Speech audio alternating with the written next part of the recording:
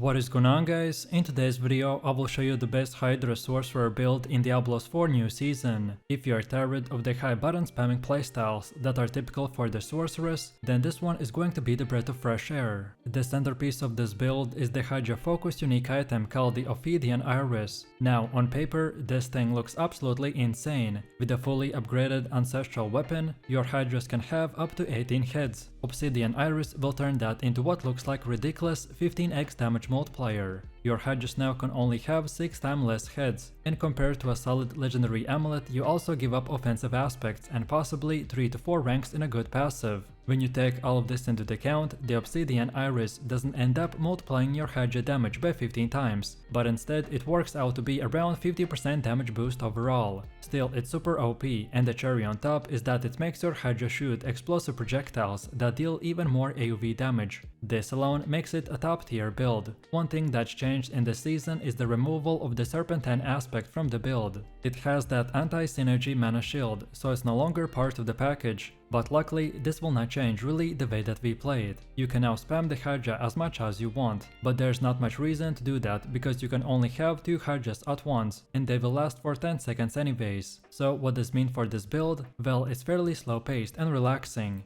and you don't have to press a dozen of buttons per second to do insane damage, as Hydras will be already doing that anyways. And before we continue, thanks to U4GM, they are a pro website that provides Diablo 4 services like cheap gold with fast delivery and pro carry runs, as well as unique and legendary items. They also have more than 17,000 comments on Trustpilot, and this website is really worth a try. So make sure to use my discount code KAID for extra 6% off.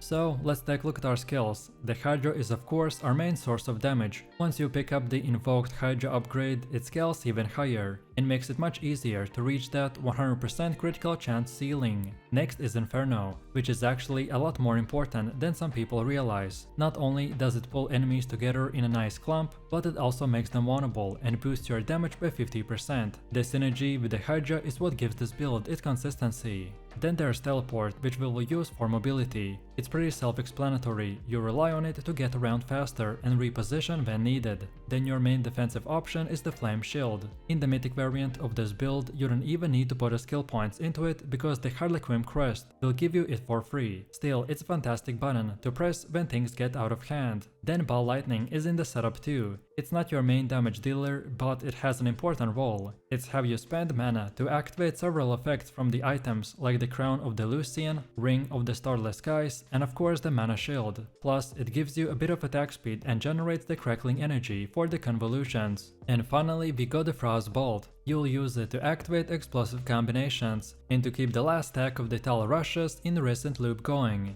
And now for enhancements. The Sorcerer gets 2 slots for the skill passive bonuses, and for the Hydra Sorcerer, the first one is the Teleport enhancement. This gives you even more mobility, which is always good. And then second is Familiar enhancement, which allows you to benefit from the invoked Familiar buff without actually having to cast that skill yourself. This also grants a nice fire damage bonus through the Enhancement Master.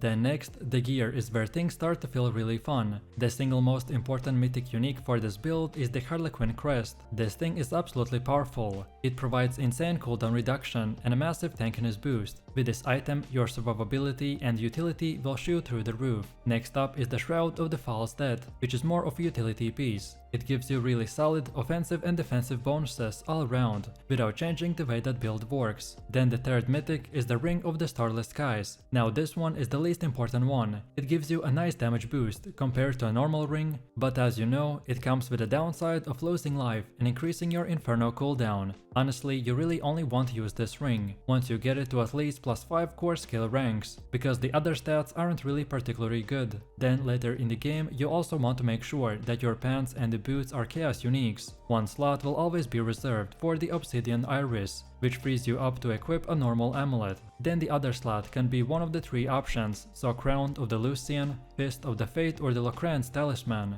Each one of these will provide similar damage bonuses and some mediocre stats. The Crown of the Lucian is technically the best choice, but the difference between them isn't massive.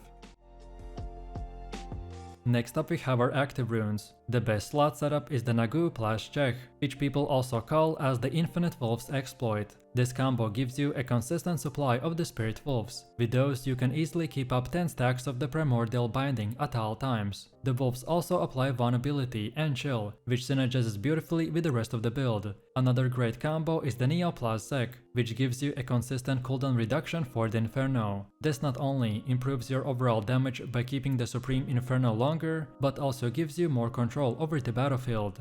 Then next we have our Chaos perks. The unique perk you'll want to lock in is the Mana Shield. This one is a no-brainer, as it makes you extremely tanky and completely solves any mana issues that you may have. Then from the base perks, the first must-have is the Power Siphon, which doubles your damage, and honestly the supposed downside barely matters once you're running at thousands of mana. Then there's the Mana Infused Conjuration, which is yet another solid damage boost. The firewalls it spawns don't do much, and the mana drain is so tiny that you don't even notice it. And then finally, Explosive Combinations. This one is easy to keep active since your rotation already includes the Frost Bolt. This essentially gives you a free and consistent damage boost. And then lastly, as for the gems, the setup is pretty straightforward. So use runes in your weapon, then topaz in your armor, and skulls in your rings and the amulet, and that's really all there is to it. Next we have our skill tree, and it is designed to maximize damage, survivability and utility, while keeping the playstyle simple and effective. At the core we invest heavily into the invoked Hydra, which is the centerpiece of the build.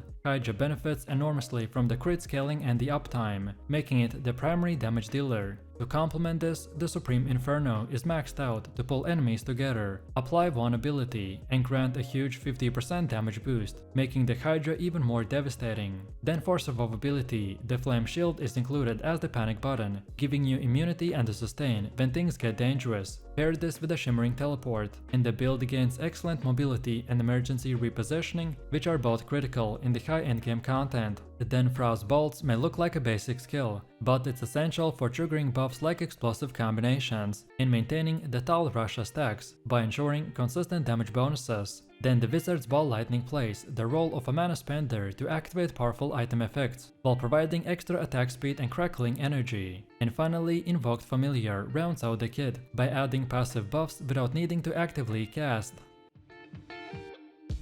Next we have our Paragon board, which focuses on maximizing the Hydra's conjuration damage, fire damage scaling and the critical strike multipliers, while still giving you strong survivability for the high endgame content. We start with the Tactician board, which sets a solid foundation of the damage reduction and utility. From there, we move into the Searing Heat and Destruction, which synergizes directly with our fire damage focus, by boosting Hydra's overall output while giving us a strong burn-based scaling. Next is the Fundamental Release / Pyromaniac, by amplifying our core conjuration damage and fire multipliers even further, and ensuring that the Hydra's consistent performance against both trash mobs and leads is godlike. Then the fourth board, Enhancement Master / Elementalist, will capitalize on our enhancement setup with the Teleport and Familiar, by enhancing passive bonuses and boosting elemental damage. And finally, the Frigid Fate / Conjuration will round things out with a huge bonus to the conjuration skills by ensuring that the Hydra hits as hard as possible. And when we take a look at the total stats for this board, we stack enormous amount of offensive power, so over 700% non-physical damage, 618% critical strike damage, and nearly 400% bonus damage to the vulnerable enemies.